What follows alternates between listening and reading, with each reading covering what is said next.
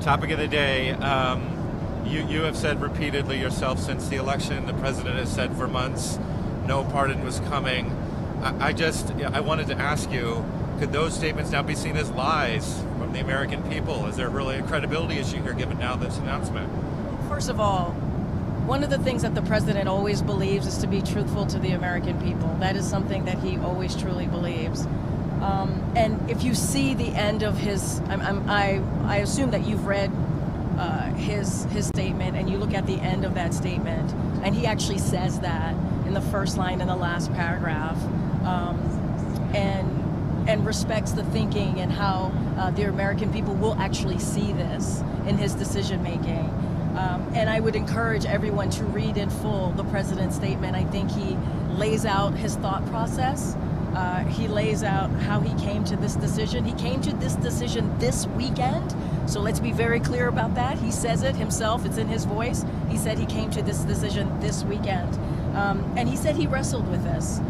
And because he believes in the justice system, but he also believes that the war politics infected the process and led to a miscarriage of justice. This is his words. I'm just repeating what the president said. He also said that no reasonable person, if you are looking at this in a good faith way, if you are looking at the facts of Hunter's cases and you can't reach any other conclusion, right? And what we have seen, and not just us, there's other people who have commented on the president's actions in the last 24 hours. I've lost track of time, and could see that Hunter was singled out.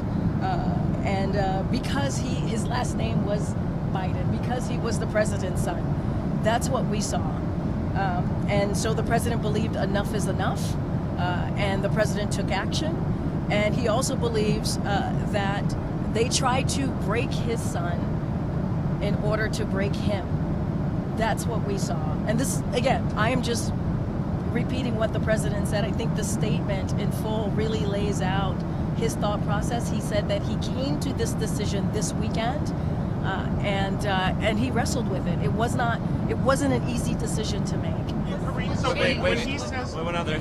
Okay. So just real quick on that. The two of them were together this weekend. Did the president and Hunter discuss this possibility? Did they talk about this happening? So what I can say is he made this decision this weekend. He made it himself. I don't have anything else to discuss beyond that. I don't know if you talked about Hunter. I just don't have anything to discuss. I've been pretty consistent in not talking about private conversations that he's had with his family.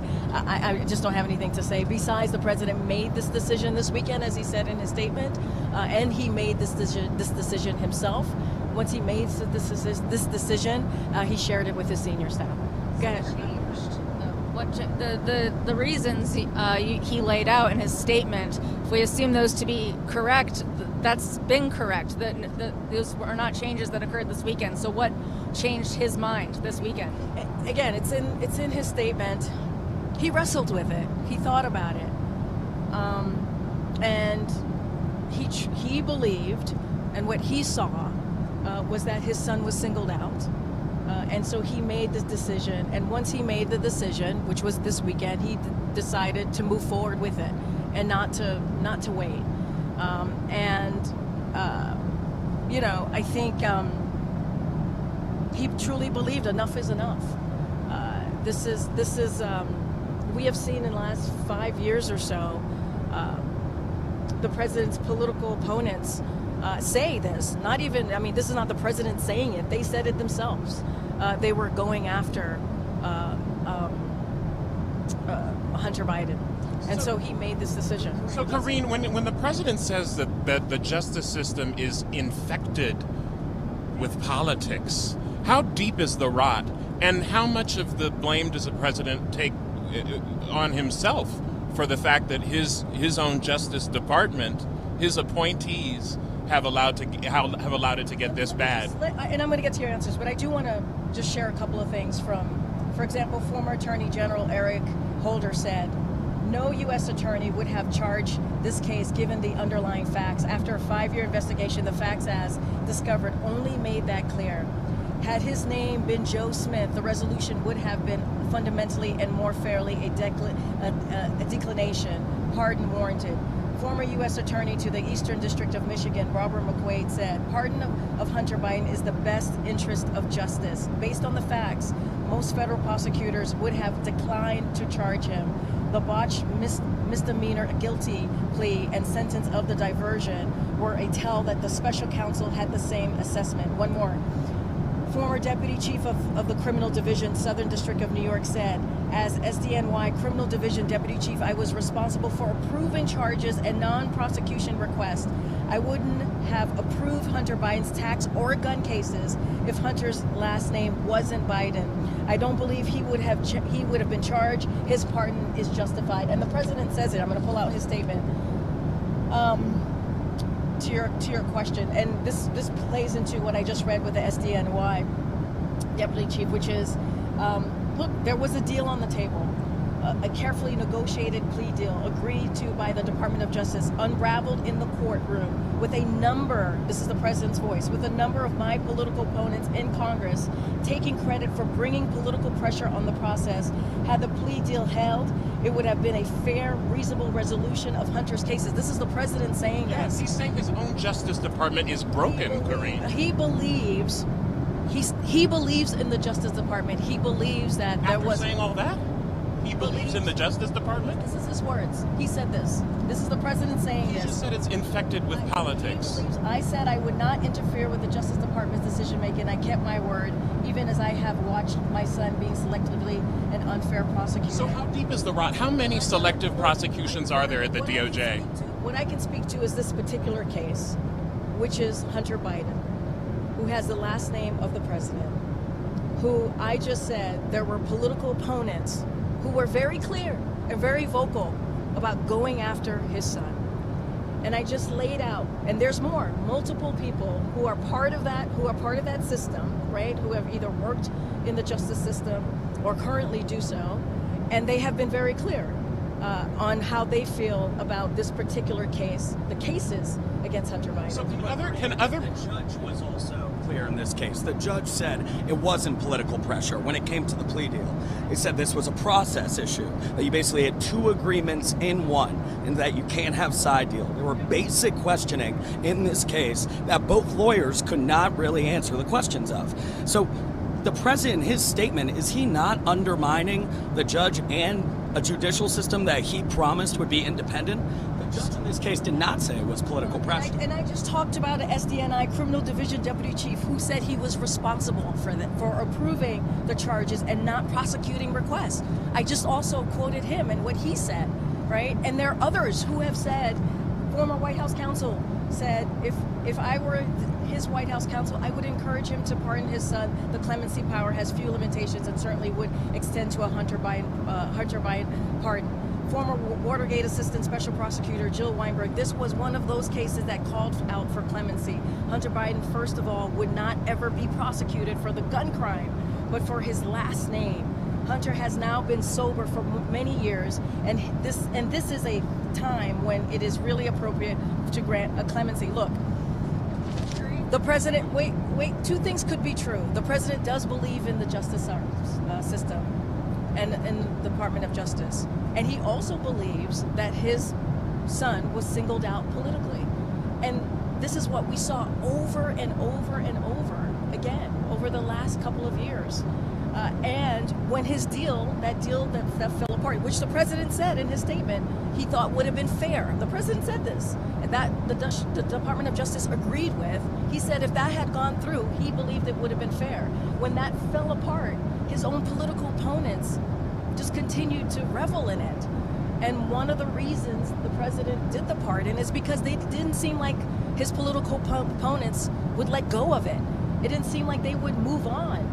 And so this is why this president took this action. Is the president seeking the resignation of the Attorney General? No. Do you think this would have happened if Harris hadn't lost the election? Look, I'm not gonna get into the election. It is a no. I can answer that. It is a no. And what I can say, It's a no. This would not have happened if Harris hadn't lost the election. The pardon would not have happened if Harris hadn't lost the election. I can speak to where we are today. And so I can't speak to hypotheticals here. Where we are today, the president made this decision over the weekend. He thought about it, he wrestled with it, and for him, he made this decision because he believed his son was being politically But we're wondering what changed his mind, and obviously the election. In the statement, he refers to enough is enough. He thinks that there could be further. It sounds like he thinks there could be further prosecution of Hunter under a Trump administration. He didn't believe that they would let up, right? He didn't think that they would continue to go after his son. That's what he believed. And look, I'm not going to get into hypotheticals to the original part of your question. The president wrestled with this decision.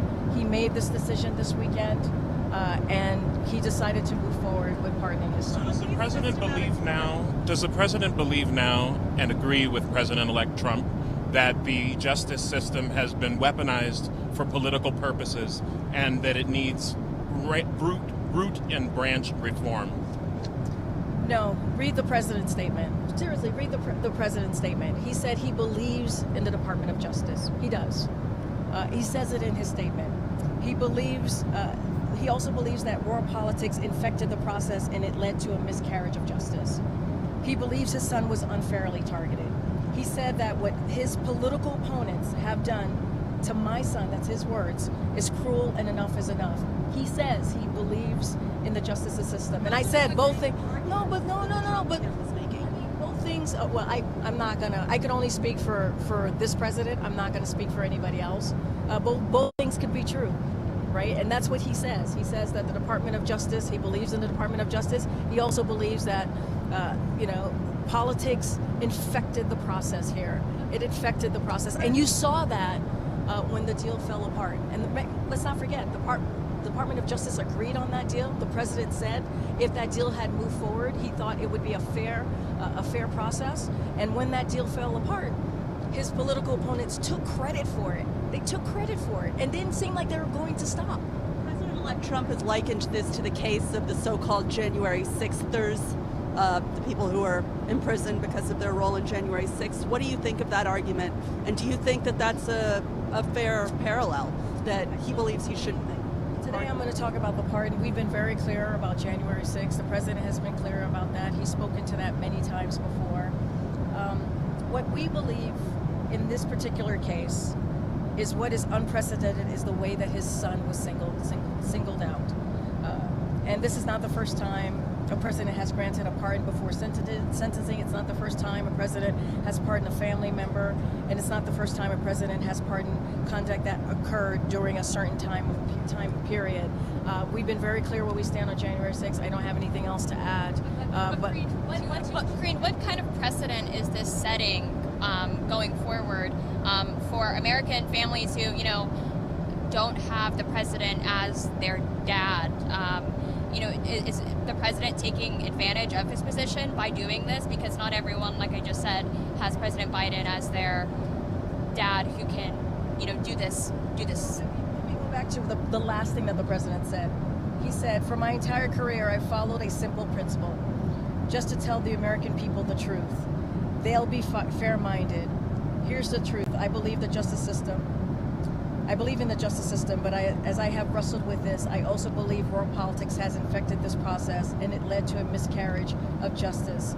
And once I made this decision this weekend, there was no sense in delaying it further. I hope Americans will understand why a father and a president will come to this decision. And as I've stated, and I read a couple of quotes from folks who said, including Eric Holder, who said if his last name was Joe Smith, this would not have happened. This would not have happened. They targeted him. Hold on, I'm answering this question. They targeted him because his last name was Biden. And again, I think the way the president ended his statement, I think clearly states where he was at, how he feels about this process, how he feels about being truthful to the American people. And so that's why he put out the statement. And we encourage everybody to really take a look about this. And the last line is, I think the American people will understand a father and a president, why a father and a president would come to this decision. The United States has more people in prison than any country on earth. Some are facing a death penalty that the president himself said he would get rid of, has not gotten rid of. Can we expect that other people who are in prison, whose clemency petitions are sitting at the White House, are going to have their cases see the same care and attention that the president gave his own son? So look, as you know, when it comes to the criminal justice system and really making sure we get to a place where it's equal and fair, this is a president has taken this very seriously, and you know that by executive actions that he took very early on in his administration. And he understands what certain communities go through. He's been very clear about that. He's talked about that. As it relates to pardoning or any clemency, the president, as you know, at the end of the year makes announcements. He's thinking through that process very thoroughly. There's a process in place, obviously, and so once I'm not going to get ahead of the president on this, but you could expect more announcement, more pardons and clemency at the end of this term.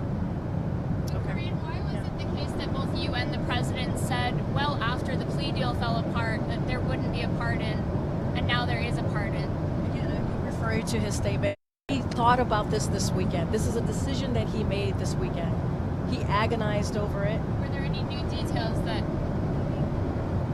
What I can tell you is what the president said himself. He made this decision this weekend. And I think, again, encourage you to read the statement and really just the first paragraph and what he's watched his son go through, an unfair process, being singled out. And let's not forget, even in the last two parts of his first paragraph here says, people are almost never brought to trial on felony charges solely for how they filled out a gun form. Those who were late paying their taxes because of serious addictions but paid them back subsequently with interest and penalties are typically given non-criminal resolutions. It is clear that Hunter was treated differently. And so he wrestled with it this weekend, and he made a decision this weekend on how to move forward with this. And so I'll leave it there. Was he not wrestling with it before this weekend? What I can tell you is that the president himself said he wrestled with it, and he made this decision this weekend. If he was still wrestling with this decision, I guess two things. Is there anything in that statement that is a new detail in the case that would be a factor in him changing his mind here? And then two, if he was still wrestling with this, which, I mean, clearly he was. He was, like, we talked to the president's allies, he was still wrestling with this decision. Then why would he declare it off the table? Why would he say, I'm not going to do this, if clearly there was an intention to do this? Unless you can point me to a new detail in the case for which he changed his mind. He made this decision this weekend. That's what I can tell you. He wrestled with it, and he made this decision this weekend. It is a decision that he came to terms with and made it, and shared it with all of you, obviously, by offering his son a pardon. I guess what we're struggling with is that his statement basically is a contradiction. It says, I believe in this system, enough is enough. I don't see how you can have it both ways. I don't think it's a contradiction. I don't. Two things could be true. You can believe in the Department of Justice system, and you could also believe that the process was infected politically, and that's what the president says. And remember, there was a deal on the table that the Department of Justice agreed on, and it fell apart. And his political opponents praised that deal falling apart. And so, in that regard, yes, he believes in the Department of Justice, and he believes in the system. But there was a political singling out of his son. And other people have said this. I just read through a bunch of folks who've been part of the justice system, if not currently, in the past, who have said, you know, I keep going back to what Eric Holder said, because he said if his last name was Joe Smith, he wouldn't be going through this. His last name is Biden, and so he went through. How do you fix that? How do you fix that problem? I mean, look, this is one case because this is the son of the president, right? How do we make sure this never happens again? I'm not going to go into the future and how The president doesn't have any systemic solutions. Let me finish the answer. I just don't have anything more beyond that. What I can speak to is this particular action that he took. What I can speak to is the decision that he made, and that's where I'm going. That's where I'm going to stay. And I think, I think that it will be very clear to the American people why he made this decision. As a father, as a president, and we all saw what was going on for the past couple of years when it came to Hunter Biden, when it came to the cases, and so the president took an action because of how politically infected these cases were, and what his political opponents were trying to do. And if you look at the cases, it wouldn't have gone as far as it did. It wouldn't have. You're telling us that you've been telling us that he has complete faith in the justice system, except for in the cases where his son was concerned, and in those cases, politics corrupted the system. But you can't tell us any other instance in which the president believes that politics corrupted the justice system. Is this literally the only time that this has happened, or the limit of this problem, to get to Trevor's question? If his name had been Joe Smith, the resolution would have been fundamentally and more fairly a declination. Pardon warranted. That's Eric Holder. It is because from what I've just read to you, and from what other experts, people who are smarter than I, have said, because he's Hunter Biden, his last name is Biden. So There were actions that were taken that were far and beyond, and so they said, pardon warranted. Right? And I read a bunch of you. I think I read almost all of them that I had for you to share about how people felt about this. Again, as a prosecutor, I doubt that these charges would ever have been brought against a guy named Hunter Smith. It was because he is the son of the president. That state attorney for Palm Beach County, Florida, Dave Ehrenberg. That's what he said. So the system works for people. The system doesn't get corrupted by politics for people whose name is not Biden. You're twisting and misrepresenting what I'm saying. I'm talking about a particular issue right now. I'm talking about the president's action on his son, pardoning his son, Hunter Biden. And that's what I'm going to stick to, and that's what I'm talking about. The statement is almost asking American families to understand why President Biden did what he did with the pardon. But for families who have a child or don't have the same resources as President Biden, is that fair to ask them to understand if they're not sitting in this position? Let's take a step back. For the past 5 minutes, I've been talking about why there was a political infection on this particular case, is because it was Hunter Biden. That's why we are where we are, and why the president provided a pardon. And he believes that his son was singled out. And because Hunter Biden was singled out because his dad is the president. That's what we're talking about here, and that's what we have been seeing for the past several years. And that's what the president was speaking to, and that's why the president took the action that he did. How soon could the next round of pardons could come? For those who are waiting and have been waiting for some time and aren't Hunter Biden, how soon could we expect to see those? I don't have a timeline for you. As you know, this usually happens towards the end, and so the president is going through that process, thinking through that process. I'm not going to get ahead of him, but you can expect more announcements to come. All right. Is the White House counsel and clemency officers' advice on how to handle this particular case? I don't have anything beyond the president making this decision. When the president. What advice did he get from the White House? I'm not going to get into private conversation that the president has. The president made the decision to pardon his son. The White House informed. They have to be pardons, as you know, have to be filed with the DOJ. The White House informed the DOJ. They filed it with the DOJ, and that's how the process went. I'm not getting into private conversation. This is a decision that the president made himself. Again, he wrestled with it. He made his decision this weekend, and we've laid out pretty clearly of what he was thinking. His statement lays out pretty clearly. He believes in the Department of Justice, but he also believes that his son was singled out politically, and so he made this decision. Guys, all right, thanks.